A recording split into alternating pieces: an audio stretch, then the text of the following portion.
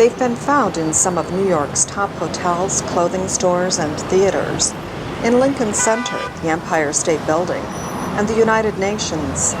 More than 1,000 cases of bedbugs were confirmed in city schools last year, an 88% increase from the year before. The problem has drawn world media attention, including a humorous news animation by the Taiwan-based Next Media that shows New York overrun by enormous rampaging bugs. To those afflicted, it's not funny. Christine Drabicki is one of 3 people who filed lawsuits against the luxury Waldorf Astoria Hotel, where world leaders often stay. She says she was bitten there last May on her arms and chest, causing allergic welts, and unwittingly took the tiny blood-sucking parasites back home with her to Michigan, where her 2 daughters also were bitten. It wreaked havoc on us. It was more of like I was being, invaded by something I didn't know what it really was. Drabicki says her family had to camp out at her parents' house for weeks and spent thousands to fumigate their home.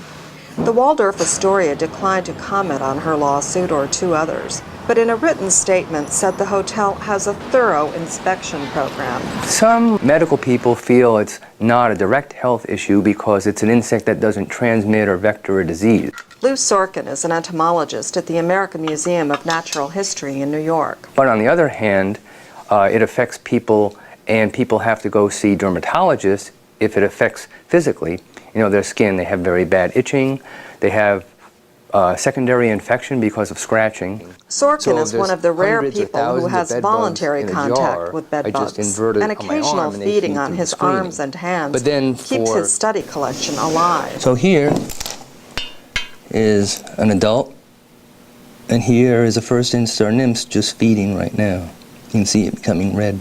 Sorkin notes that bedbugs were routed from American homes in the 1940s and 1950s by pesticides, particularly the now banned DDT. But those chemicals have become increasingly ineffective as the bugs evolve strong resistance. Now, high heat or freezing are the surest ways to kill bedbugs, which can live up to a year without feeding, hiding in mattresses, walls, or furniture. Trained dogs, experts say, are currently the most reliable detectors of an early infestation. They can sniff out even a single bedbug and signal with the paw. Good boy. Oh, as in this test using a bedbug hidden in a sealed jar. But in New York and other cities, only the wealthy can afford such vigilance. And critics like Manhattan Borough President Scott Stringer say the city erred strategically by cutting pest control programs. There are so many people in the city who simply can't afford to pay the money to get these bed bugs out of their lives. Right now, if we're not careful, the bed bugs will win. Experts like Lou Sorkin say global travel means that bedbugs will continue spreading itchiness and psychological mayhem. He does point to one hopeful prospect. Consumer electronic devices for detecting early infestations are being developed and could soon be available. Carolyn Weaver, VOA News, New York.